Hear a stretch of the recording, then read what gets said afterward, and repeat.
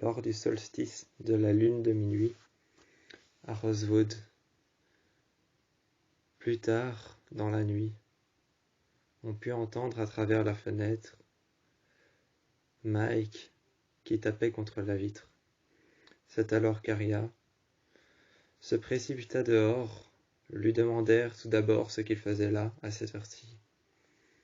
Rentrant par la fenêtre de sa chambre, Mike atterrit alors dans la sienne, ainsi qu'après avoir atterri dans la chambre de sa sœur, il atterrit ensuite dans la sienne, où il ne partit sans guère se retourner. Partant sans guère se retourner, celui-ci était couvert de terre, sentait l'humidité et la pourriture. Couvert de poussière et de gravats de terre ainsi que de bois. Ne sachant pas où il avait pu aller, ils rentrèrent dans sa chambre peu plus tard après.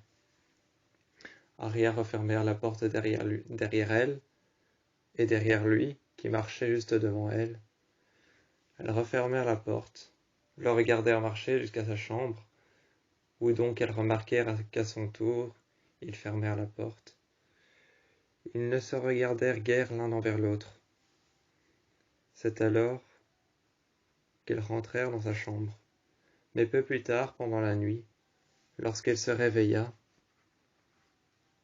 vers 5 heures, 6 heures, assez tôt le matin, mais ce qui pour elle paraissait toujours être la nuit, elle se réveilla, et ce qui pour elle paraissait toujours être la nuit, 6 heures à 5 heures du matin, elle entendit des voix à travers la porte de la chambre de Mike, comme s'il discutait avec une personne qui lui affirmait des choses, qui lui donnait des ordres, et qui lui avait dit de faire certaines choses qu'il n'avait pas envie de faire. On pouvait l'entendre se révolter, lui dire que ce n'était pas la bonne chose à faire, qu'il fallait procéder autrement. Aria était restée par terre. Accroupie contre le mur, Aria était restée par terre. Elle écoutait. Elle pouvait entendre cette personne s'affirmer contre Mike, son jeune frère, ainsi qu'elle pouvait entendre cette personne aussi lui donner des ordres, lui montrer des endroits, lui expliquer des choses. Mike avait l'air tout bonnement frustré par rapport à ses réponses, que ce n'était pas une bonne idée, ni même le bon endroit, encore moins la bonne manière de procéder. Mike avait l'air perturbé. Cette nuit-là, elle était consciente et elle pouvait même à peine croire. Elle ne pouvait même pas croire et à peine croire que ce soit A qui soit dans sa chambre, ou que ce soit lui-même qui soit dans sa chambre, avec lui. Ne pouvant croire que son frère était victime de A, elles repartirent alors dans la sienne. Elles repartirent dans la sienne. Ainsi, elle prit son GSM, qu'elle avait éteint et mis en charge. Elle le prit, enleva le chargeur, rangea le chargeur, ouvrit son PC, et c'est alors qu'elle chercha des preuves concrètes, palpables, qui pourraient faire l'affaire pour pouvoir dénoncer la personne qui était rentrée chez eux cette nuit-là. Serait-il Mike qui l'aurait fait entrer par sa fenêtre, bien avant de rentrer par la fenêtre de la chambre d'Aria, pour pouvoir rejoindre la sienne? Serait-il lui qui l'aurait fait entrer dans la sienne afin de lui dire d'attendre qu'il n'arrive et qu'il ne soit seul? Elles ne trouvèrent pas de preuves concluantes, encore moins palpables, ni plausibles. Mais elles fermèrent son PC. Elles continuèrent alors à chercher, avec les preuves qu'elle avait. Des preuves injustifiées qu'elle avait sous la main, des choses qu'elle avait insinuées, des choses qu'elle pensait croire être vraies. Elles continuèrent à chercher. Plus tard, elle appelle Emily. Peu plus tard, elle appelait Anna. Et peu plus tard, elle appelait Spencer. C'est alors que les 4 filles réunies dans sa chambre se retrouvèrent. Et peu plus tard, ces mêmes voix qu'elle avait entendues rejoignirent alors le couloir. On put entendre ces voix rejoindre le couloir. Rejoignant le couloir, les 4 filles, à leur tour, rejoignirent le couloir. Elles-mêmes, elles entendirent ces voix de 2 personnes discuter d'un endroit, d'un lieu dans lequel il fallait aller. ainsi qu'une voix plus légère qui disait que c'était une mauvaise idée. La voix de son frère, Mike, qui disait que c'était une mauvaise idée. Plus tard, elle comprit que son frère n'était pas de son côté, mais seulement un pion dans la partie d'échecs. Elles comprirent que son frère n'était qu'un pion dans la partie d'échecs, manipulé comme tant d'autres, comme Anna, comme Arya elle-même, comme Emily et comme Spencer. Comme toutes les filles, elles comprirent que Mike, son frère, n'était qu'un pion manipulé dans la partie d'échecs. Le jeu préféré de A, la manipulation. C'est alors qu'elles partirent. Les voix avaient disparu peu de temps après. Mais dans le couloir, on ne trouvèrent que son frère, un sac sur le dos, un sac à la main. On put voir son frère, un sac à la main, un sac sur le dos, avec un regard étonné, perdu dans le vide, regardant Spencer, Anna, Arya et Emily. Les regardant toutes les quatre. C'est alors qu'ils se centrèrent sur leur regard. Un regard qui se demandait ce qu'il faisait avec un sac en main. Un regard qui se demandait ce qu'il faisait si tard dans la nuit, à l'entrée de la porte ouverte de la maison. C'est alors qu'il répondit par ces mots. Je suis sorti chez un ami, et je suis revenu seulement maintenant. On a été répété pour un match de lacrosse. Arya s'avancèrent vers lui dit alors, en le regardant dans les yeux, en prenant sa main et en passant la sienne, ainsi que sa main à elle, sur son front, puis sur sa joue ainsi que sur son cou, en lui disant « Pourquoi tu m'as pas prévenu? Pourquoi tu l'as pas dit aux parents ?» Ils se retournèrent, il rejeta la main et le mouvement de Arya, le mouvement de ses mains contre sa joue. Il le rejeta, et ils partirent, ils déposèrent le sac juste devant les quatre filles. Il prit son sac à dos qu'il avait sur le dos. Le tenant par une seule sangle, ils partirent et ne se retourna plus, fermèrent la porte de sa chambre, et on put entendre un silence dévastateur dans le couloir. Les quatre filles se ruèrent alors sur le sac qu'il y avait par terre. À l'intérieur du sac, quatre boîtes. 4 boîtes noires à l'intérieur du sac. Une boîte sur laquelle il y avait une carte dorée, gravée en argent Arya. Une carte dorée sur laquelle il y avait gravé en argent Spencer. Une carte dorée sur laquelle il y avait gravé en argent Anna. Et une carte dorée sur laquelle il y avait gravé en argent Emily. Toutes les quatre posées sur une boîte qui était disposée dans le sac. Elles les ouvrirent l'une après les autres. Elles découvrirent alors un mot, une lettre, et un message d'Addison. Les traces de leur copine disparue étaient revenues, seulement il ne fallait plus que découvrir qui leur avait offert l'opportunité de la retrouver. Qui leur avait offert l'opportunité de la retrouver, et pour cela il fallait interroger le frère d'Arya, remonter jusqu'aux racines de là où il a trouvé ce sac, l'endroit dans lequel il était, et savoir le faire parler afin de comprendre où il était et ce qu'il faisait cette nuit-là. Seulement, ça n'allait pas être si facile que ça. Comprendre où il était, ce qu'il faisait. Il était rentré si tard qu'on ne puisse imaginer qu'il était réellement sorti. Elles rentrèrent alors dans sa chambre, seule, laissant ses amis sur le bord. Sur le bord des escaliers, ses amis, toutes les trois assises à un étage. Elles rentrèrent dans la chambre de son frère, lui posa certaines questions auxquelles il ne répondit pas. Il était tout bonnement en train de dessiner quelque chose sur un carnet qu'il laissa ouvert ensuite, comme s'il laissait des messages derrière lui, afin qu'elle puisse comprendre où il était. Ils laissèrent alors ce dessin d'une tête de mort qu'il avait dessiné au crayon. proportionnée dans les moindres détails, pour que ça puisse paraître être celle de sa sœur. Cette tête de mort qu'il avait signée et qu'il avait dessinée entièrement avec de petits A, on pouvait y apercevoir les lettres transparaître à travers les coups de crayon. Cette tête de mort qui avait été dessinée entièrement à base de petits A, de petits traits et de petites formes. Ce crâne qu'il avait dessiné. Les filles le regardaient un instant, se doutant que ce devait être un message de A, et que ce ne pouvait être nullement Mike qui avait fait cela. Le lendemain, après être rentrée chez elle, après que Emily ait pris le contenu de la boîte ainsi que la boîte noire et la carte sur laquelle il y avait un mot, que Anna ait fait pareil, pris la boîte ainsi que le contenu et le message, que Spencer fut pareil. Toutes les trois chez elles, dans leur chambre, assises sur leur lit, elles ouvrirent la boîte les unes après les autres, trouvèrent des objets d'Allison, des messages et des mots qui avaient été écrits pour eux.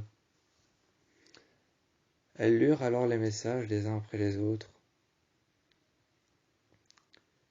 des messages qui disaient toutes les quatre, des messages qui leur disaient « Vous êtes sur la piste, vous êtes à mes trousses, vous allez me trouver, le feu brûle, faites attention à ne pas vous cramer. » Signé A. La partie peut commencer, les bêtasses. C'est alors qu'elles réfléchirent toutes les quatre. Faites attention à ne pas vous brûler. La partie peut commencer, les pétasses. Faites attention à ne pas vous brûler.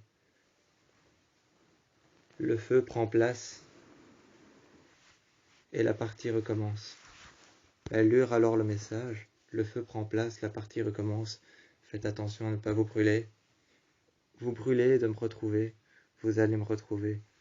Je vous laisserai des indices, mais j'ai un intermédiaire.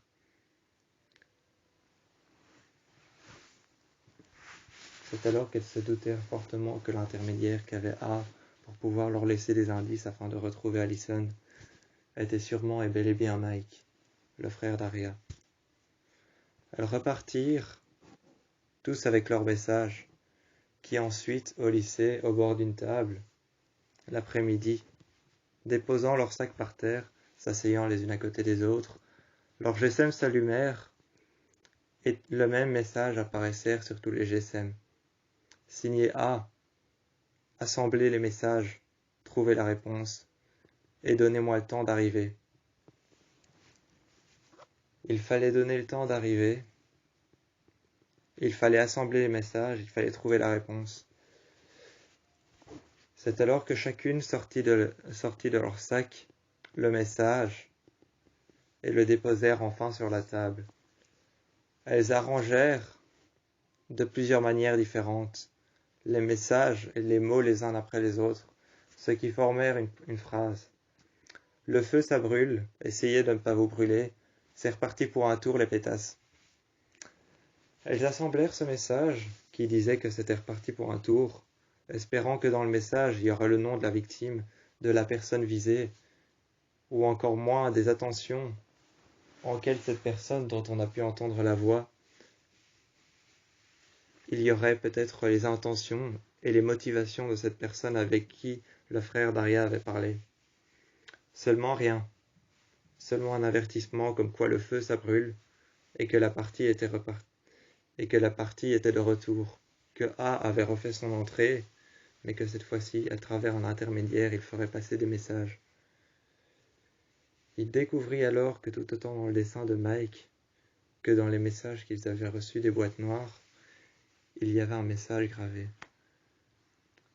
Aria fit alors diversion chez elle le soir et demandèrent à Mike, en frappant sur sa porte, si elle pouvait entrer.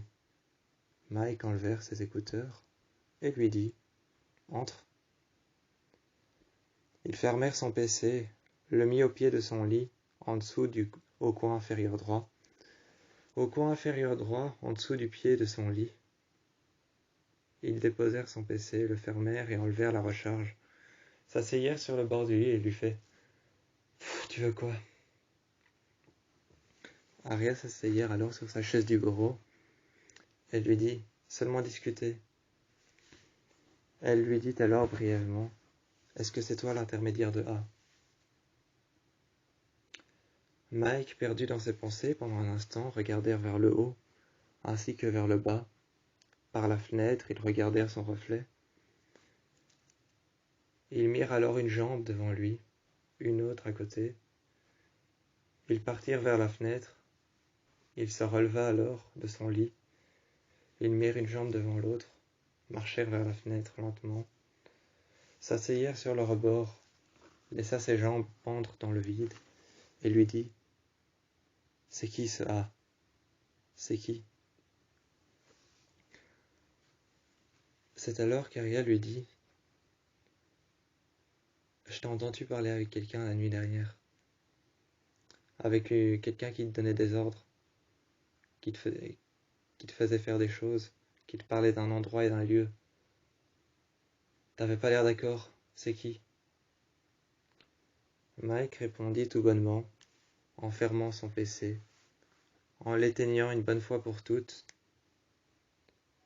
en éteignant son GSM, en mettant son casque autour de son cou. Il regardait Aria, il éteignait son PC qu'il déposait à côté, il se remit alors sur son lit, il mit son casque sur ses épaules, sur son cou, les écouteurs qui étaient au ras de ses épaules, son casque qui était à son cou, et il lui dit « J'étais en train de discuter en caméra avec un copain. J'étais en face cam, je discutais. C'est normal que tu connaisses pas de la voix d'un de mes copains. Mais on parlait tout simplement de la crosse. » Aria qui lui dit alors, en regardant son PC au coin du lit, au coin inférieur droit du lit, elle regardèrent son PC, et puis c'est en fermant la porte derrière elle, quand elle partit, qu'il entendit derrière la porte, à l'intérieur de la chambre de Mike, qu'il reçut un appel, un second appel. À peine avoir décroché, Mike répondit, avec intention, mais c'est avec insistance qu'on lui répondit, qu'il devait faire quelque chose, et s'il ne le faisait pas, il y aurait des conséquences qui suivraient. Avec insistance, cette personne lui dit qu'il y aurait des conséquences, et que s'il n'était pas l'intermédiaire entre ce qu'il devait faire et ce qui allait arriver, il y aurait des conséquences à en suivre. Ils fermèrent alors son GSM, Aria qui essaya une nouvelle fois de rentrer, forçant la porte, ne réussissant pas à rentrer, Mike ferma la porte avec le verrou, avec la clé, qu'il jeta ensuite sous son lit. Il réouvrit son PC, réalluma son PC, face cam à la personne dont il parlait la nuit dernière. Il éteignait son PC, ainsi que son GSM, face cam à la personne dont il parlait, à laquelle il parlait. Aria lui dit alors du couloir, « Laisse-moi entrer, laisse-moi entrer !» Mike lui dit, « Non, non, sors, sors. »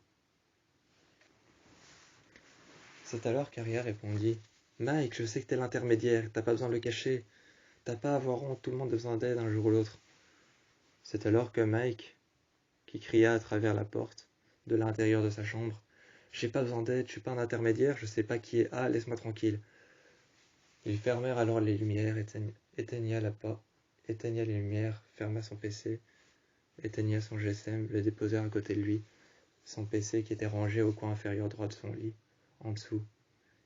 Ils rangèrent alors, petit à petit, tout ce qui pouvait être électronique, qui pouvait avoir une caméra, comme quoi on pourrait lui dire qu'il est un intermédiaire entre ce A et cette personne qui était celle qui lui donnait des ordres.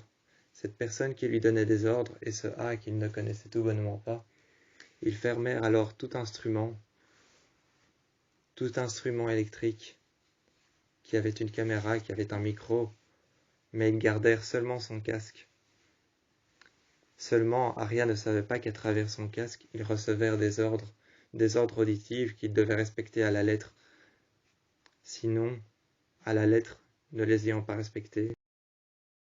Mike, cette nuit-là, ayant été perturbé par tout ce qui s'était passé, cette nuit-là autour de lui, lorsque la nuit défilait, que la lune était à son solstice de minuit, lorsque la nuit défilait, Mike, ne trouvant pas le sommeil, après avoir éteint son PC, son GSM et tout appareil électronique contenant une caméra pouvant le voir ou pouvant être face cam avec quelqu'un qui lui donnerait des ordres, qui ferait en sorte qu'il serait l'emblème d'une force sectaire.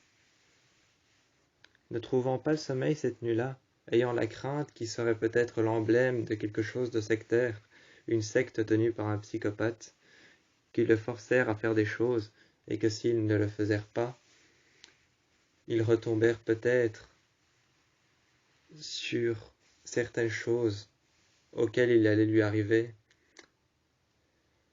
des coïncidences, des conséquences, des coïncidences qui ne seraient peut-être pas ce qu'elle pensait, ou tout bonnement, tout simplement, qu'ils ne soient pas des coïncidences. Ils tombèrent alors sur plusieurs choses. Ils remarquèrent que cette personne qu'il avait cherchée sur Internet toute la nuit, n'ayant pas réussi à trouver le sommeil, ils réallumèrent son PC, chercha des emblèmes sectaires qui pouvaient être ce qu'il pensait être. Il pensait être l'emblème sectaire d'une secte tenue par un psychopathe. Seulement ils trouvèrent la nuit, le soir, vers 3h, 4h du matin, lorsque ses parents étaient encore en train de dormir et que Arya était tout bonnement endormie, ils trouvèrent sur son PC un emblème sectaire qui était exactement le même qu'on lui avait demandé de recopier au dessin, mais tout bonnement fait avec des A. Tout bonnement fait avec des A, dessinés par lui-même, par Mike, et ils trouvèrent ce même emblème sur un drapeau qui était un emblème sectaire. Il était dans le doute d'avoir été l'intermédiaire d'un emblème sectaire qui pouvait être dirigé par quelqu'un qui s'appelait A, comme l'avait dit sa sœur, comme l'avait dit Arya, quelqu'un qui s'appelait A, qui pouvait être un psychopathe, qui gérait l'entièreté d'une dévotion par rapport à une secte. Peut-être que cette personne était aussi dévot qu'elle ne le pensait par rapport à cette secte. Peut-être qu'il pensait être l'emblème d'une secte, l'emblème sectaire géré par un psychopathe qui avait l'intention de créer une secte de certaines personnes pouvant répartir des messages sur la mort et la cause de la mort d'Allison. Craignant être l'emblème de cette secte, de ces gens qui répartissaient des indices par rapport à la mort d'Allison, par rapport à sa mort ou sa disparition. Personne ne savait si c'était une mort simulée, une vraie mort, un assassinat, un meurtre, ou encore une disparition qui avait été simulée pour faire croire qu'elle était réellement morte. Si ça se trouvait, il y réfléchissait à plusieurs fois dans son lit le soir lorsqu'il ne trouvait pas le sommeil. Il y réfléchissait à plusieurs fois, mais si ça se trouvait, l'homme ou la personne, la femme qui se trouvait derrière cette secte, cette personne, si ça se trouve, c'est peut-être Allison qui a fait croire à son suicide, à sa disparition et à son assassinat. Toutes les thèses sont encore possibles, toutes les théories sont encore possibles d'après les copines de Arya, d'après Spencer, d'après Anna, d'après Emily, d'après toutes les filles, qui ont connu A, qui ont vu son visage, ou qui ont vu sa silhouette, son ombre et son apparence dans l'obscurité. D'après toutes les filles qui l'ont vu. Ils le connaissèrent peut-être, mais cette personne, tout aussi dévot qu'elle ne le pensait à cette secte qui répartissait des énigmes à trouver, ainsi que des indices envers la mort d'Allison, se pourrait-il que cette personne, cette femme ou cet homme, soit Allison elle-même? Il réfléchit alors à ça à plusieurs fois, afin de pouvoir répondre aux réponses que Arya lui avait posées, mais auxquelles il avait ignoré totalement le moindre intérêt. Il avait ignoré le moindre intérêt, ignorant aussi les conséquences qui pouvaient lui arriver, ignorant tout de cela, les dessins et les symboles qu'il avait dessinés n'étaient pas seulement des symboles, mais des indices. Il était l'intermédiaire de quelqu'un qui le manipulait.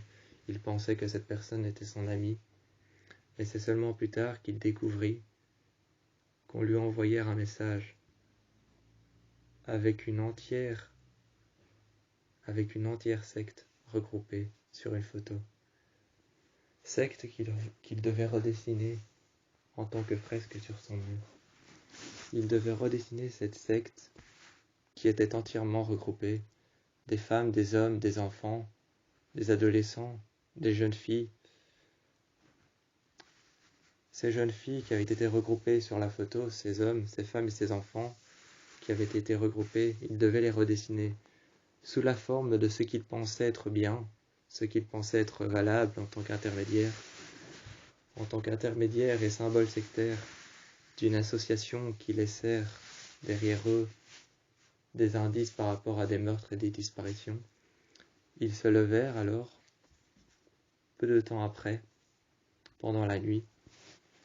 Peu de temps après, c'est le matin qu'on le retrouvèrent à terminer cette fresque sur son mur. Ils terminèrent alors cette fresque sur son mur qu'il avait dessinée entièrement. On le voyait dessiner des squelettes, des gens qui étaient attachés à des bûchers, des personnes qui étaient accroupies par terre, qui avaient été lapidées, qui étaient recouvertes de pierres, de blessures. Cette fresque qui représentait la mort, cette fresque qui représentait la purification de l'âme, cette fresque avec des gens, des femmes, des enfants, des hommes, des maris, ainsi que des femmes dévouées à leurs maris, des amants, des amantes. Toutes ces femmes et ces hommes qui avaient représenté sur cette fresque étaient représentés par terre, allongés, scarifiés, couvertes de sang, ne pouvant plus se relever, dans le désespoir, la haine et le désarroi. On le vit alors le matin, gravé sur son mur, avec un objet coupant, ainsi qu'avec un chalumeau, pour y créer des ombres, avec un chalumeau pour y créer des ombres, avec un objet coupant pour y graver les dessins, avec un crayon pour y noter ce qu'on lui avait demandé d'écrire. À chaque personnage, ils brûlèrent le personnage pour créer son ombre, ils le gravèrent pour le dessiner, et il écrit alors en dessous de chaque personnage, qui il était, où il vivait, s'il était encore vivant ou mort. En quoi il avait une réelle importance par rapport à ce symbole sectaire. À la fin, ce qui était représenté sur son mur était d'entières personnes dans l'acharnement, la haine et le dévouement d'une secte qui les détruisait les uns après les autres. L'acharnement de cette secte qui les détruisait les uns après les autres. On pouvait les voir s'acharner les uns sur les autres, recouverts de sang, de lacérations, de blessures, pleurant toutes les larmes de leur corps, des enfants, des familles déchirées, des enfants qui avaient été arrachés à leur mère, des hommes et des femmes qui étaient dans le coin, qui pleuraient, qui étaient attachés à des arbres, des gens qui étaient en train de brûler dans les flammes, la purification par le feu, des gens qui étaient en train de se noyer sous l'eau, des personnes qui étaient attachées, des squelettes qu'on pouvait voir étalés par terre, un amas de terre, une maison, et derrière un grand manoir dans l'obscurité, dont on pouvait voir tous les membres de la secte se regrouper à l'intérieur. Mike avait compris bel et bien ce matin-là, après avoir terminé ce dessin en mur. Ils redescendirent de son lit, s'éloignèrent de plus en plus, et comprit, en mettant les mots qu'il avait écrits sur le mur dans l'ordre, qu'il était bel et bien ce qu'il pensait, le symbole sectaire d'une personne qui gérait une secte, sur des meurtres, des disparitions, des assassinats, laissant des indices derrière, pouvant retrouver ces personnes. Il était bel et bien l'intermédiaire, ainsi que le symbole sectaire de cette personne qui guidait cette secte. Ne sachant pas quoi faire ni comment réagir, à l'instant où ils se reculèrent et qu'il descendit de son lit, Aria, sa sœur, ainsi que son père et sa mère entrèrent dans sa chambre, lui demandèrent pourquoi il avait dessiné ça au mur, pourquoi il avait gravé ça. Ils répondirent tout bonnement, dans un silence dévastateur, ils répondirent tout bonnement, je sais pas. J'ai reçu plein d'informations, j'ai reçu plein de textes, plein de trucs à respecter, plein d'ordres, je les ai faits. Aria avait la certitude que ça avait un lien avec la manipulation, avec quelque chose qu'on essayait de leur faire passer. Les filles étaient tout bonnement en danger, tout autant que son frère, Mike, qui était tout bonnement en danger lui aussi. On le retrouvèrent alors peu plus tard dans la chambre, avec son GSM à côté de lui. Mike, recroquevillé dans sa chambre, sur son lit, regardant le plafond, dans un coin de sa chambre, assis sur son lit, tenant ses genoux, tenant ses jambes et ses tibias, regardant fixement la porte, attendant qu'elle s'ouvre ou qu'elle se referme, regardant l'obscurité. On pouvait le voir, à travers l'ombre, on pouvait le voir contre la fenêtre.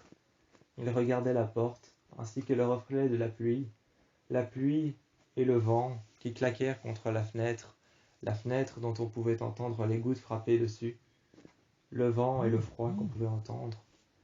Il était tout bonnement recroquevillé sur lui-même, tenant ses tibias, ses jambes, la tête contre le mur. Ils regardèrent aussi ce qu'il avait dessiné, cette fresque. Il ne savait pas quoi en penser. Seulement Aria, sa jeune sœur, elle savait quoi en penser. Elle savait que ça avait un lien avec A, qu'il avait tout bonnement l'intention de le regrouper. Il avait tout bonnement l'intention de les regrouper, d'en faire une secte, de pouvoir faire en sorte que les jeunes filles soient en danger, que Aria, Spencer, Emily et Anna soient en danger toutes les quatre, mais que Mike soit un intermédiaire entre A et entre elles-mêmes, qui toutes les quatre cherchent à savoir ce qui est arrivé à leur amie. Ce soir-là, rien n'était plus plausible. Rien n'était plus plausible par rapport à ce qu'elle pensait, que A était bel et bien derrière tout ça. Elle vit alors son frère assis sur son lit, tenant ses tibias, regardant par la fenêtre les gouttelettes, ainsi que l'eau qui tombèrent par-delà la façade du mur, les gouttes d'eau qui frappèrent contre la vitre, le mouvement du vent qu'on pouvait voir à travers les feuilles d'arbres, la lune qui éclairait l'intérieur de la chambre qui était dans l'obscurité.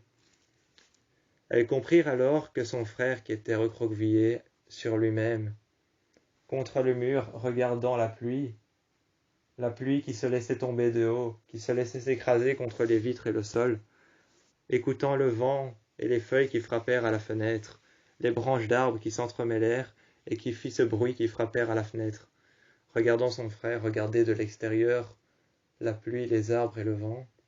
Elles comprirent que son frère qui était assis sur son lit, recevant des messages avec des ordres,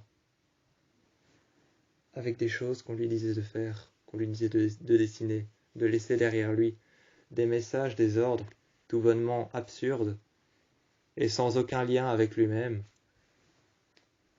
Ces ordres qui étaient tout bonnement absurdes, ces choses qu'on lui disait de dire et d'affirmer, qui étaient vraies ou pas vraies, peu importe la situation, vrai ou pas vrai, on lui disait d'affirmer des choses qu'il ne pensait pas, qu'il ne voulait pas dire ou qu'il ne voulait pas faire croire. C'est alors que plus tard on comprit que c'était bel et bien A qui se cachait derrière tout ça, qui avait pris une fausse identité, une fausse apparence, l'apparence de quelqu'un, une fausse apparence, un faux numéro, un numéro inconnu, qu'il pensait être l'un de ses copains au lacrosse. Seulement plus tard, le lendemain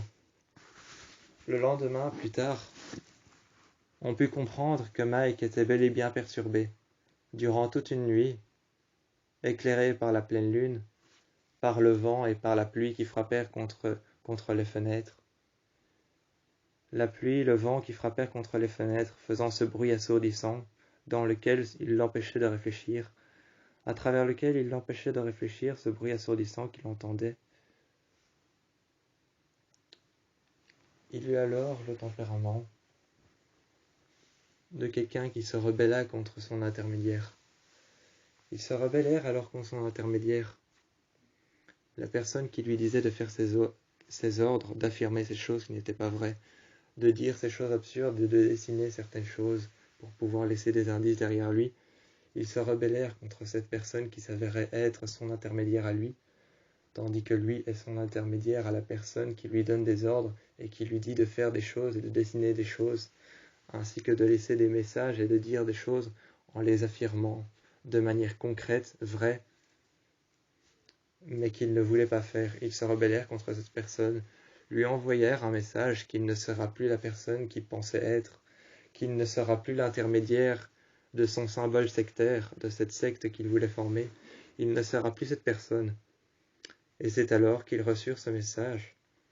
Mais la personne qui était derrière tout ça, qu'on ne savait pas encore bel et bien qui il était, la personne qui était derrière tout ça, lui renvoyèrent un message.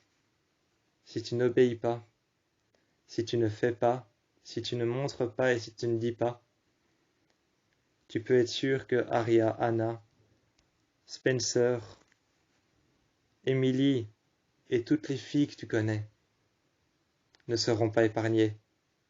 Ils reçurent ce message de menace plus tard, sur lequel il lut une seule phrase. Aucune des filles que tu ne connais ne sera épargnée. Signé A. Il ne lut que ce passage-là. Ils regardèrent, se disant que ce devait être une menace pour qu'il continue. Ils éteignirent son GSM, le posèrent à côté de lui. Et c'est alors qu'il appela Arya. Arya qui arriva dans sa chambre, qui lui demanda alors ce qui s'était passé.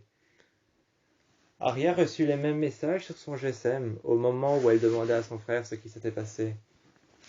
Au moment de lui expliquer, j'ai reçu des messages de menaces, comme quoi je devrais continuer à faire ce que je n'ai pas envie de faire, ce que je n'ai pas envie de dire, ce que je n'ai pas envie de dessiner, ce que je n'ai pas envie de vous faire croire. Si je ne continuerai pas, apparemment vous serez menacés et vous ne serez pas épargnés.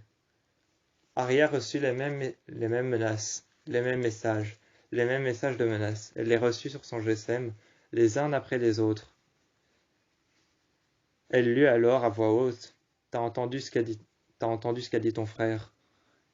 S'il fait pas, s'il dit pas, s'il ne va pas faire ce que je lui dis, vous serez toutes les trois nullement épargnés. Elles reçurent alors ces messages de menace et avertirent alors tout de suite Emily, qui avertirent ensuite sa mère qui avertirent la police. Grâce à son travail de policière, elle put avertir les autorités. Anna qui avertirent Caleb afin de retrouver et de tracer le PC de Anna qui avertirent ensuite Caleb afin de pouvoir tracer et de pouvoir copier un lien ci-dessous, d'ouvrir un onglet, d'ouvrir un logiciel pour pouvoir tracer le PC et l'adresse mail de cette personne qui envoyèrent des messages de menace à Mike, le frère d'Arya. Mike, Arya, Anna, Emily, Spencer, ainsi que Caleb étaient tous les 6 regroupés autour d'un ordinateur afin de savoir où était cette personne, qui elle était, ce qu'elle faisait et dans quel endroit elle se trouvait, si elle était à Ravenwoods, à Penwoods ou à Rosewood. Était-elle un habitant? Était-elle une personne qui avait simulé sa mort pour ne pas qu'on la retrouve, pour qu'on arrête de la chercher et qu'elle puisse continuer toute seule? Ils trouvèrent alors son adresse. Une adresse inconnue qui était à Ravenwoods, dans une maison qui avait été abandonnée. Une maison grisâtre sur laquelle on pouvait sentir la pourriture grimper, la moisissure s'accrocher, les murs qui se détruisaient les uns après les autres, et la faune et la flore envahir le paysage, récupérer ce qui était à elle. On pouvait voir cette maison se détruire et se dilapider devant leurs yeux. Cette maison qui se dilapidait devant leurs yeux, à travers lesquels on pouvait voir que le temps passait différemment. On avait l'impression que tout était plus rapide, qu'on avait passé un siècle à l'intérieur, mais que tout en dehors, on pouvait passer un jour tout en passant une année. À l'intérieur de cette maison, on sentait que quelque chose n'allait pas. On pouvait sentir la moisissure se regrouper autour des murs, et on pouvait sentir l'humidité à l'intérieur des briques qui étaient en train de ronger l'intérieur des murs tel un cancer qui rongèrent une personne de l'intérieur. La faune et la flore qui récupérèrent son territoire. Mike, Arya, Spencer, Emily, ainsi que Anna et Caleb étaient tous les 6 sur le territoire, cherchant cette personne qu'ils ne trouvèrent pas. C'est seulement ensuite qu'ils virent un suite à capuche accroché à un porte-manteau, un jeans par terre, des chaussures, ainsi que de la terre et des traces de sang, des marques de pas qui menaient à une porte qui était fermée, une porte qui menait en dehors. Pourquoi s'échapper d'un endroit dans lequel tu viens te cacher et y laisser tes vêtements, ainsi qu'une marque de sang et des traces de pas, sur lesquelles on pourra bel et bien les suivre et te retrouver. Pourquoi sortir d'un endroit dans lequel tu es venu te cacher, alors qu'on te retrouvera tout de même? Ils ont suivi les traces de pas. C'est tout bonnement à 6 qu'ils ont retrouvé le tueur, qui s'était enfui dans la forêt, se répartissant à travers la forêt, Mike partant à l'ouest, Anna partant à l'est, Arya partant de son côté, Caleb partant d'un autre. Tout le monde était parti d'un côté différent, à l'est, à l'ouest. Il y avait des côtés différents partout. Cette forêt était remplie d'arbres, dans lesquels on pouvait voir qu'il y avait différentes nuances de feuilles. À travers les différentes nuances de feuilles, cela dépendait de la lumière, qu'elle soit plus sombre ou plus claire. On pouvait voir que Mike, lui, était parti à l'est. Ensuite, ils se retrouvèrent à l'est, face à Caleb. Plus tard, avec Caleb, on put retrouver Anna qui était partie vers l'est. Vers le sud, on peut voir Arya qui s'était retrouvée face à Anna. Face à Anna, c'était un vrai labyrinthe, cette forêt, dans lequel ils ne retrouvèrent jamais la personne qu'ils cherchèrent. La personne qu'ils cherchaient, la personne qui cherchait à manipuler Mike, n'avait pas été retrouvée pour autant. Cette forêt était un vrai labyrinthe. On pourrait croire qu'il n'y avait ni sud, ni ouest, ni est, ni nord-ouest. On avait l'impression d'être perdu. On se disait que même avec une boussole, on ne se retrouverait pas dans cet endroit. Cette forêt était impossible à retrouver. Nos repères étaient perdus la première fois qu'on a mis les pieds à l'extérieur de cet endroit. Lorsqu'on a suivi les traces de pas, les traces de sang, qui ont mené à l'extérieur vers une porte extérieure, on a perdu nos repères, on les a perdus dès qu'on s'est séparés dans cette forêt. Dès qu'on s'est séparés dans cette forêt, on a perdu nos repères. On est parti vers ailleurs, chacun, à l'ouest, à l'est, dans des endroits différents, sous des nuances différentes.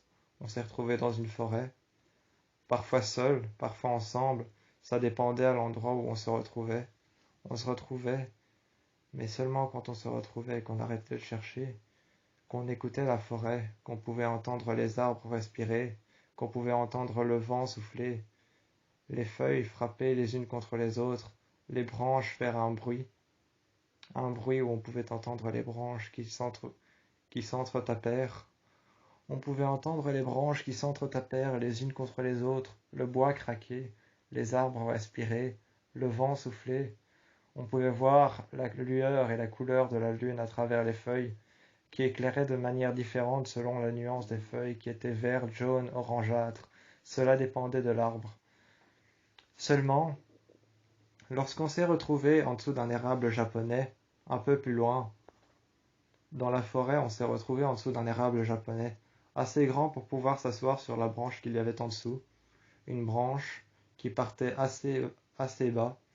Cette branche de l'érable japonais, qui partait assez bas, qui était assez proche du sol pour pouvoir en faire un banc naturel sur lequel on s'est assis.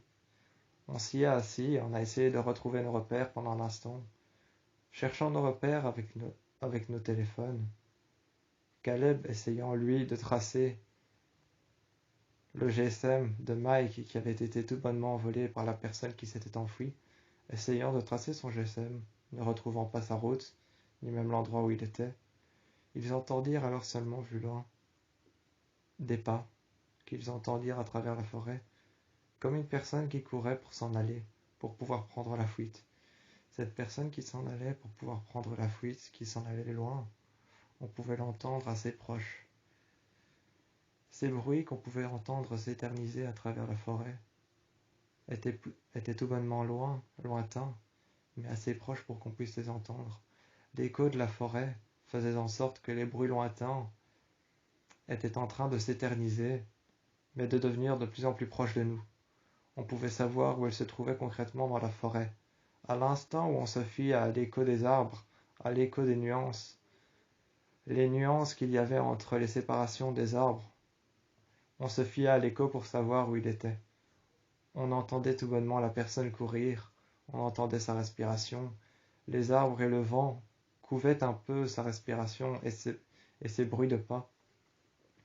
Les feuilles qui claquèrent les unes entre les autres, le le bois qu'on pouvait entendre craquer, l'humidité qu'on pouvait sentir, la faune et la flore qui récupéraient son territoire.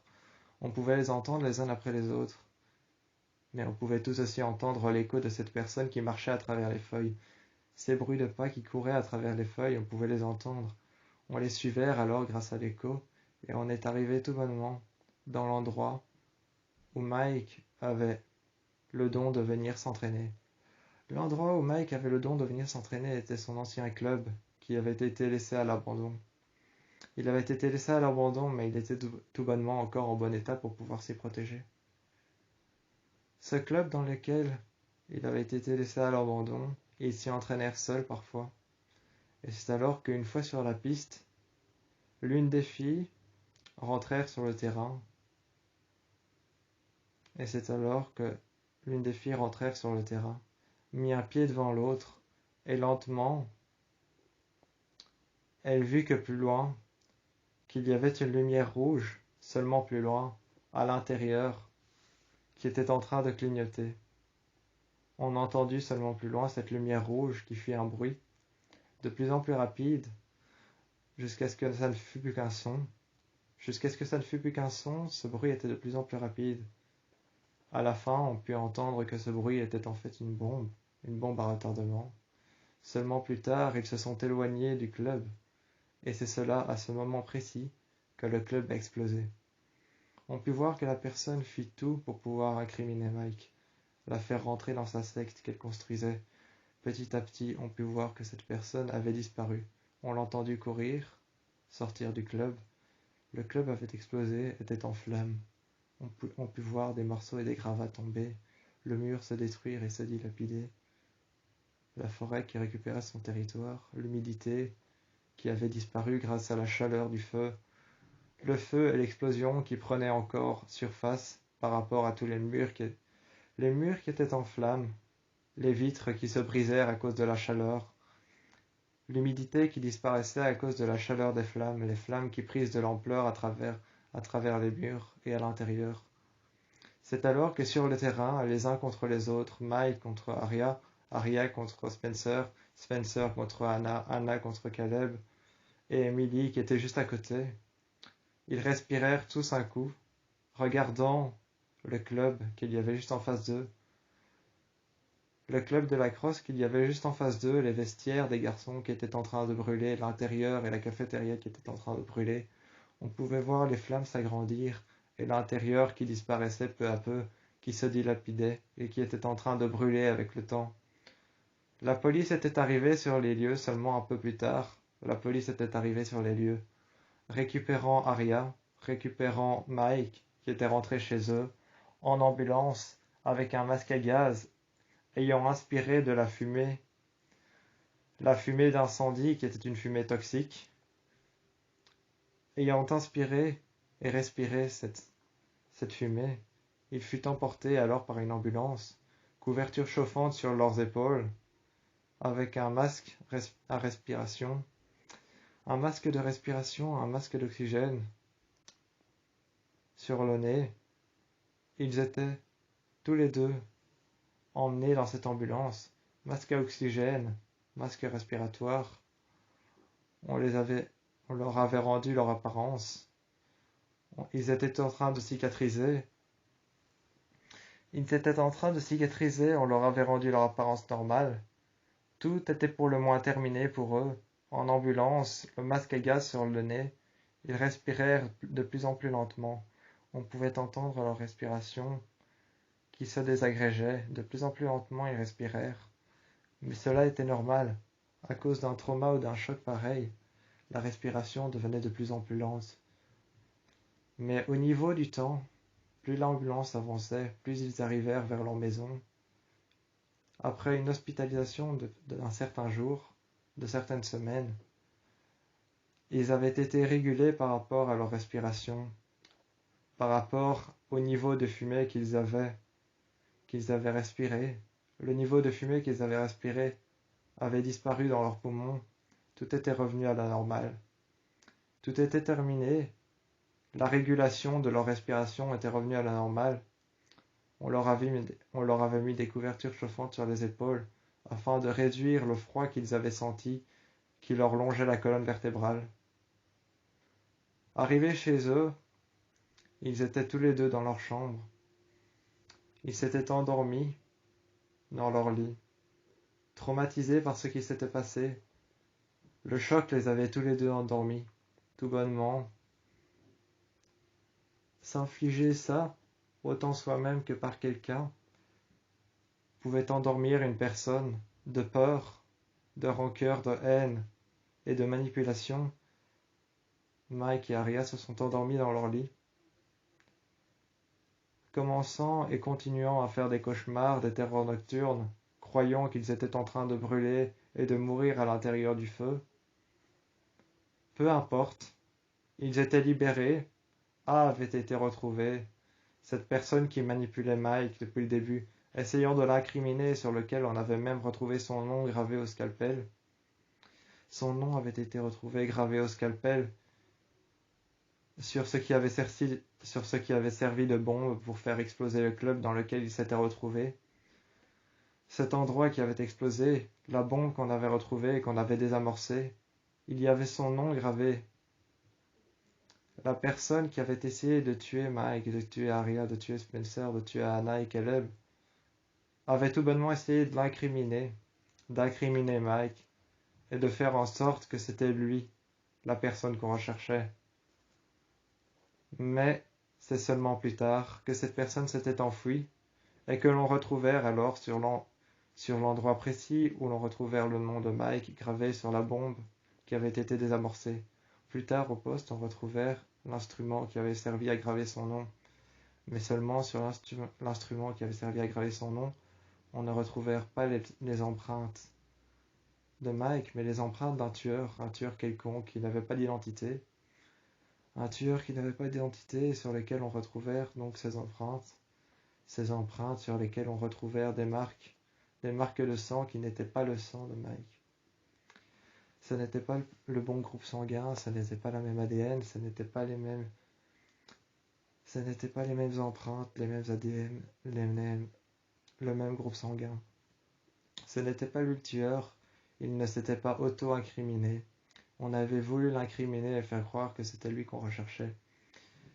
Ils avaient tout bonnement failli laisser leur vie dans cet incendie, dans cette explosion. C'est alors que les 4 filles rentrèrent chez elles.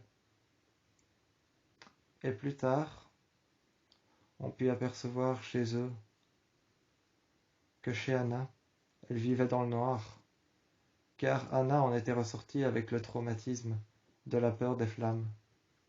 Sa mère éclairant la lumière avec des bougies, Anna ne pouvait plus supporter le fait de voir une seule flamme quelque part. Cela la traumatisait. C'est alors que sa mère trouvèrent un autre moyen pour pouvoir éclairer la maison. Ayant l'habitude d'éclairer la maison avec des bougies, des anciens lustres sur lesquels on devait grimper sur une chaise pour pouvoir allumer les bougies sur lesquelles il y avait plusieurs étages de lustres, sur lesquels on devait allumer plusieurs bougies. Anna ne pouvait tout bonnement pas regarder une flamme dans Anna ne pouvait tout bonnement pas regarder une flamme dans les yeux. Cela la traumatisait, la paralysait, telle une peur qui parcourait sa colonne vertébrale. Aria en était ressortie indemne, mais avec encore des cauchemars et des terreurs nocturnes pendant la nuit. Elle se voyait brûler, ainsi que son frère qui était en train de dessiner la personne qui l'avait manipulée sous les flammes. La personne qui l'avait manipulée rampant sous les flammes, sous un amas de flammes et de feu. Mike en était devenu pyromane. À chaque dessin qu'il dessinait, il dessinait la personne qu'il avait manipulée, qu'il avait incriminée sous les flammes, rampant sous les flammes ardentes. Ils la dessinèrent et puis ensuite ils brûlèrent chaque dessin qu'ils retombèrent en cendres, qu'ils déposèrent dans un pot. Chaque dessin qu'ils dessinèrent, ils le brûlèrent avec un briquet. Il était devenu pyromane, c'était son seul trauma. Tandis qu'Aria, elle rêvait encore de son frère qu'elle voyait brûler, de elle-même qu'elle sentait brûler. Autour d'elle, elle pouvait sentir l'odeur de l'humidité s'estomper aussi vite et plus vite qu'elle ne le pensait. L'odeur de l'humidité qui s'estompait plus vite qu'elle ne le pensait. L'odeur de la moisissure qui disparaissait avec le feu, Elle pouvait voir cet endroit dans lequel elle était brûlée, et elle pouvait se sentir tout autour d'elle, brûlée. Elle pouvait sentir sa peau qui se désintégrait avec les flammes, et elle ne sentait plus l'humidité comme elle l'était dans la forêt l'autre fois, lorsqu'elle a sauvé son frère et ses copines ainsi que Caleb. Elle ne sentait plus l'humidité et la terre, ainsi que la pourriture et la moisissure. Elle ne sentait plus ces odeurs-là. Elle n'avait tout bonnement aucune capacité de sentir. Elle n'avait aucune capacité de sentir l'humidité, de sentir le froid. Elle n'avait tout bonnement aucune capacité de pouvoir sentir le froid, l'humidité. Elle ressentait le chaud, elle ressentait les flammes, elle ressentait le feu. Mais l'humidité, la pourriture et la moisissure, elle ne le ressentait plus. La dernière fois, elle était partie toute seule, marcher dans la rue. Elle s'était retrouvée dans un endroit froid, une maison abandonnée, dans laquelle elle était partie réfléchir au bord d'un lac. Elle ne sentait pas l'eau autour d'elle, elle ne sentait pas l'humidité, la pourriture et la moisissure. Elle sentait la chaleur, le feu, les flammes ardentes. Elle sentait la chaleur, elle sentit ses bras qui lui brûlèrent, ses bras qui lui brûlèrent. Elle sentit aussi l'intérieur de son corps qui se désintégrèrent avec des flammes ardentes, l'intérieur de son corps qui était en train de brûler. Elle sentait sa peau qui était en train de piquer et de devenir noire, carbonisée. Ce soir-là, elle a tout bonnement lâché la rambarde de cet endroit dans lequel elle s'était réfugiée. Elle a couru jusque chez elle, a ouvert sa porte, est arrivée dans la chambre de son frère et s'est regardée dans le miroir, pensant qu'elle était en train de brûler lorsqu'il courait jusqu'à sa maison. Ce soir-là, elle est arrivée dans la chambre de son frère, et son frère lui a dit, en lui tenant les bras, « C'est du passé, t'es tout bonnement choqué. Assieds-toi, on va juste un peu parler. Tu dois oublier ça, tu dois savoir oublier, tu dois savoir tirer un trait sur le passé. Oublie ce qui s'est passé, oublie l'incendie, oublie cette odeur de fumée que tu avais à travers le nez. Oublie cette odeur de fumée que tu avais à travers le nez. » Aria fermèrent les yeux en écoutant les paroles de son frère, respirèrent un coup, et c'est alors que l'odeur de fumée, l'odeur de carbonisé, l'odeur des flammes intenses, l'odeur de ces flammes ardentes qui brûlèrent tout autour d'elle disparut. Elle put alors ressentir à nouveau la chaleur, ainsi que la pourriture, la moisissure et le froid. Elle put ensuite ressentir le froid, la moisissure, mais elle avait la peur que cette peur de ne pouvoir plus ressentir le froid reviendrait. Elle avait la peur que cette sensation de ne plus pouvoir ressentir le froid reviendrait vers elle. Elle regardait alors son frère et elle lui dit, « Je veux bien oublier tout ça. Ça a fonctionné, tu m'as rassuré et merci. Je t'en remercierai jamais assez. Mais c'est pas parce que le passé est passé et qu'on t'a... C'est pas parce que le passé est passé et qu'on a tiré un trait sur le passé que le passé n'en a pas tiré un trait sur nous. » Mike réfléchit alors pendant un instant. C'est alors qu'il prit son carnet de dessin. Ils dessinèrent Aria. Après quelques heures, Aria prit le dessin et lui dit, « Pourquoi tu m'as pas dessiné en feu ?» Mike lui répondit, « Bah tout simplement parce que j'ai su surmonter ma peur. J'ai su tirer un trait sur le passé. Si je sais le faire moi, et si j'ai été le sujet de toute cette histoire, toi tu sais le faire. » C'est alors qu'elles respirèrent et qu'elles oublièrent le feu, le carbonisé, les flammes intenses et les flammes ardentes. Elles oublièrent tout. Le feu, la chaleur, l'obscurité, le noir, et le club, ainsi que l'endroit dans lequel ils étaient qui se désintégrait. Elles oublièrent tout, l'endroit dans lequel elles étaient qui se désintégrait, qui se dilapidèrent avec les flammes intenses à travers lesquelles on pouvait voir que l'obscurité, les flammes, la pourriture étaient en train de disparaître. Et le seul terrain à travers lequel on pouvait voir que les flammes intenses gagnèrent du terrain et étaient en train de brûler la faune et la flore, était en train de disparaître, tandis que l'humidité, la pourriture et la moisissure reprenèrent la vie. La moisissure, la pourriture reprenèrent la vie à travers la forêt, et les flammes disparaissèrent.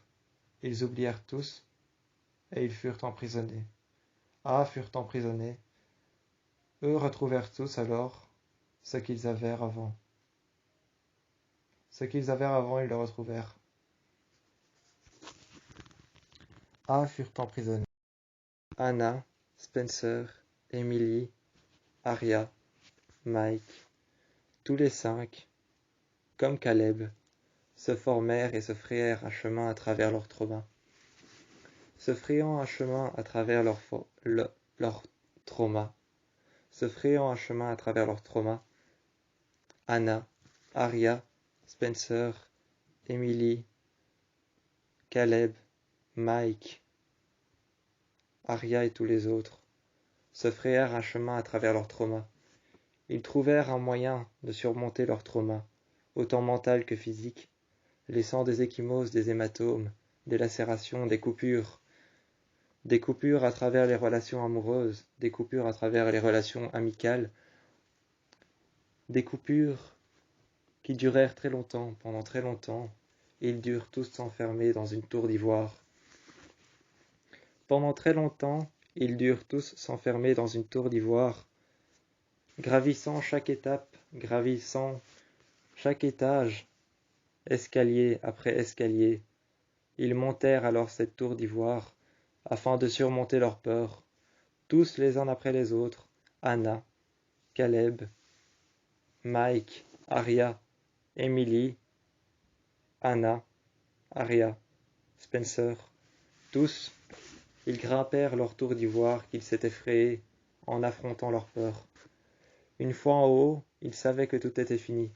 Tout s'était fini à la cour pénale. Tout s'était fini à la cour pénale. A avait été découvert. Il était bel et bien question que A soit Mona.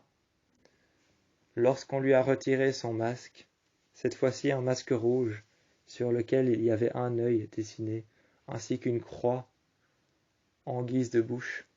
Ce masque rouge sur lequel il y avait une croix qui avait été dessinée en noir, ainsi qu'un œil qui avait été dessiné de manière infime, qu'on ne pouvait à peine apercevoir à travers la couleur rouge et intense, une couleur rouge sang qui avait été choisie pour le masque, cet œil qui avait été dessiné de manière infime, cette croix qui avait été lacérée sur le masque, qui avait été dessinée au marqueur noir, servant de bouche pour décorer le masque. On l'enleva à A qui s'était présenté à la cour pénale. A qui s'était présenté à la cour pénale. On lui enleva son masque. On lui demandèrent alors pourquoi rouge. A ne répondit que le sang. Pourquoi une croix? A ne répondit que pour les illuminer. Pourquoi un œil? A ne répondirent que pour pouvoir les surveiller. C'est alors que, en tant qu'avocate, la mère de Spencer, en tant qu'avocate, prit alors en main l'affaire et conclut alors qu'il avait été accusé à tort. Mike avait été bel et bien accusé à tort. Elle prit alors en main l'affaire et dit alors à Mike, « Tu es accusé à tort d'incrimination. Je te libère tout autant toi que Spencer, que ma propre fille, que Arya, que Emily ainsi que Anna, je vous libère tous. Caleb, toi aussi je te libère. Par contre, Caleb, ce que je vais devoir faire, c'est alors que la mère d'Emily arriva, embarquant A, qui était en fait Mona depuis le début, embarquant A, le prenant par les bras, lui attachant les menottes derrière le dos. Elles embarquèrent A dans une voiture de police qui partit au loin.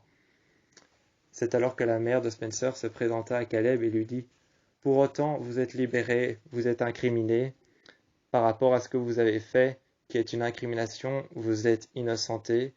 Vous pouvez sortir, reprendre le cours de votre vie, mais Caleb, tout ce qui est dans ton PC, tes logiciels et ce qui a servi pour l'enquête, je suis forcé de te demander que je dois les récupérer. » C'est alors que Caleb ouvrit les dossiers, les logiciels et tout ce qui lui avait servi afin de retrouver le PC et de retrouver le GSM de Mike, ainsi que tout ce qui avait permis de l'incriminer.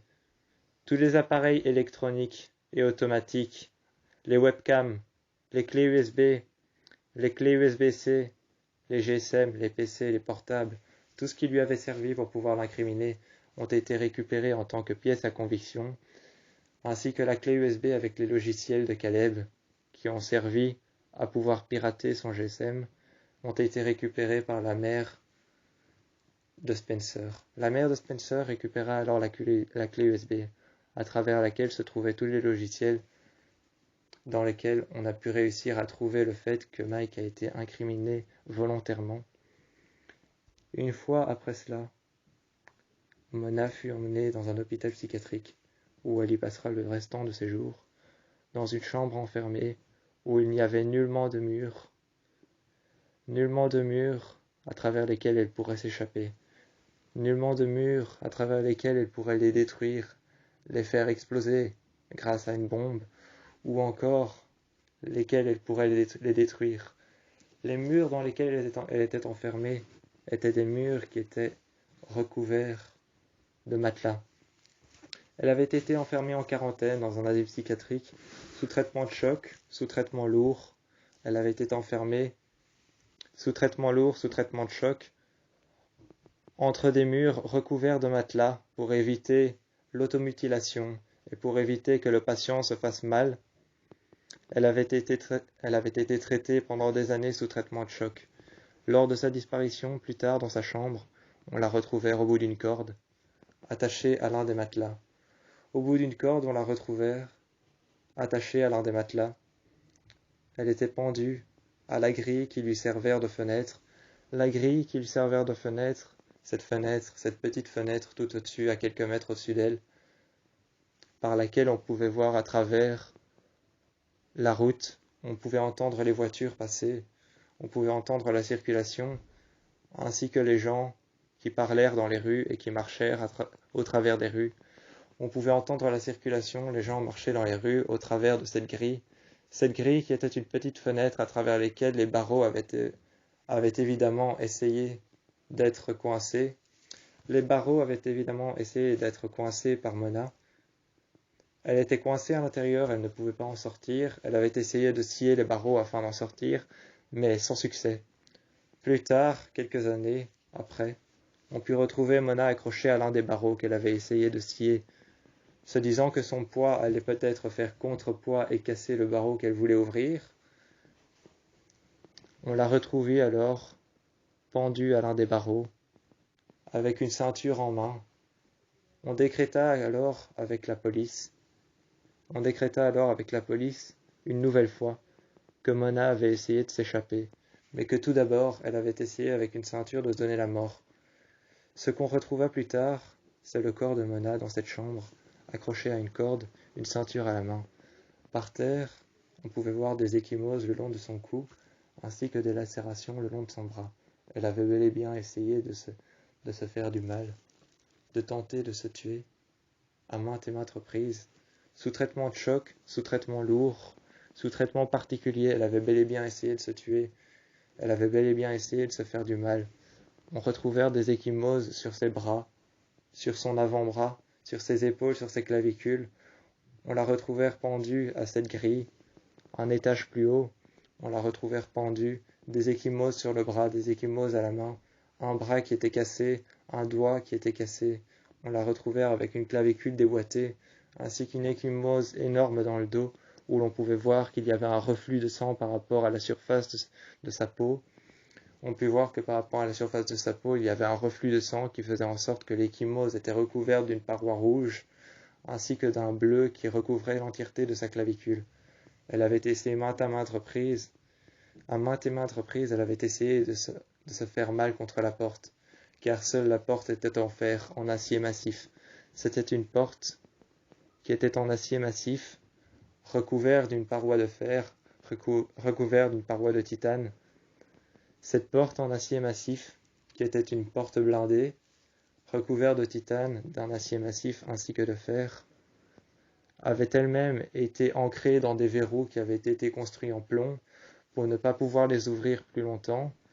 À l'intérieur, la personne qui avait été enfermée s'était donné du mal et s'était fait mal elle-même pour pouvoir en sortir, jusqu'à se pousser au suicide. Plus tard, on put savoir que Mike, ainsi que Arya, étaient libérés de l'emprise de A, Mona, le A qui les avait persécutés, qui avait tenté de créer une secte, qui avait tenté de les inclure dedans, qui avait tenté d'incriminer Mike, qui avait tenté de tuer ses copines, qui avait tenté de tuer les copines de Mike, pour autant les copines de sa sœur, pour autant les copines de sa sœur que pour autant ses copines à elle. Ses copines à lui, qui sont donc maintenant Arya, qui est sa sœur, qui sont donc maintenant Spencer, qui sont donc maintenant Anna, Emily et Anna, qui sont donc maintenant des filles qu'il connaît assez bien, des filles qu'il connaît assez bien pour pouvoir vouer une attention et pour pouvoir se prêter à elle, pour pouvoir prêter main forte à ses filles, pour pouvoir survivre en tant que victime de A, pour pouvoir survivre avec ses 4 filles, avec Anna, avec Emily, avec Spencer et avec Arya, sa propre sœur, leur prêtant main forte et leur prêtant dévotion. C'est alors qu'ils s'asseyèrent tous les 5 avec Caleb, qui avait toujours son PC près de lui. Il ouvrit son PC et c'est alors que tous les 5, tous les 6, s'asseyèrent à une table. Mike, qui était juste à côté en silence, qui regardait Arya, qui regardait Spencer, qui regardait Anna et qui regardait Emily, leur prêta leur dévotion et leur fit confiance, écouta leur histoire et leur dit alors que tu n'étais pas le seul à te faire manipuler, que depuis le début, elles sont persécutées par une personne qui s'appelle A, qui s'avère être plusieurs personnes qu'elles ont découvert. Seulement, tu en as été l'intermédiaire. Maintenant, nous allons tout raconter. Elles racontèrent alors toute l'histoire de A, que ce A est apparemment plusieurs personnes, notamment une qui en manipule plusieurs. Mais c'est alors que Mike ne posèrent aucune question. Ils encaissèrent simplement le choc. Ils encaissèrent simplement le fait que autour de lui, les personnes qu'il connaissait le plus, qu'il aimait le plus, auxquelles ils prêtèrent le plus d'attention et de dévotion, étaient persécutées par la même personne par laquelle lui-même il a été incriminé. Il prêta attention alors à leur histoire, mais c'est seulement plus tard qu'il se rendit compte de la superficie que cela avait pris. Ils étaient pour le moins en sécurité. A avait disparu. Il était en prison. Il n'était même plus en prison. Il était à l'asile. Mais à l'asile, il s'était donné la mort. Le soir, ils se regroupèrent tous ensemble dans la maison de Anna. Et c'est dans le fauteuil que le soir, à minuit, les informations passèrent disant que la personne qui avait essayé d'incriminer Mike Montgomery avait rendu l'âme, avait donné sa propre vie et avait rendu l'âme, s'était suicidé dans sa propre chambre. Ils disèrent alors aux infos que la personne qui avait essayé d'incriminer Mike Montgomery, ainsi que sa famille, sa sœur, sa mère et les copines de sa sœur, Anna Merrin, Emily Fields, Spencer Hastings et lui-même, ils disèrent que cette personne s'était tout bonnement donné la mort. Ce soir-là, ils étaient libérés de l'emprise de quelque chose qui les avait persécutés pendant bien longtemps. Une chose qui les persécuta pendant bien longtemps. Seulement, ils eurent la peine et ils eurent d'atroces souffrances à l'intérieur d'eux. Ils eurent d'atroces souffrances à l'intérieur d'eux et ils eurent la peine et un peu de désarroi par rapport à cette personne qui s'était quand même donné la mort. Une personne qui était quand même vivante, qui avait vécu des choses, qui avait eu une histoire. Cette personne qui avait pour autant l'intention de leur faire du mal, les incriminer et leur faire croire qu'ils étaient des meurtriers, s'était donné la mort. En réussissant à s'échapper de l'emprise de cette personne, ils avaient emporté une vie avec eux, ce qui laissèrent un lourd poids à porter sur leurs épaules. Cette vie qu'ils avaient emportée en réussissant à s'échapper de l'emprise de cette personne, de l'incrimination qu'ils avaient voulu faire, l'incrimination que cette personne avait voulu faire, qu'ils avaient failli avoir, sur laquelle l'incrimination avait failli retomber sur leur dos, eh bien tout cela était parti avec une vie, un lourd fardeau qui allait peser sur leurs épaules le restant de leur vie, pour le moins en sécurité, mais ils avaient emporté une vie en s'échappant et en trouvant un moyen de sortir de là.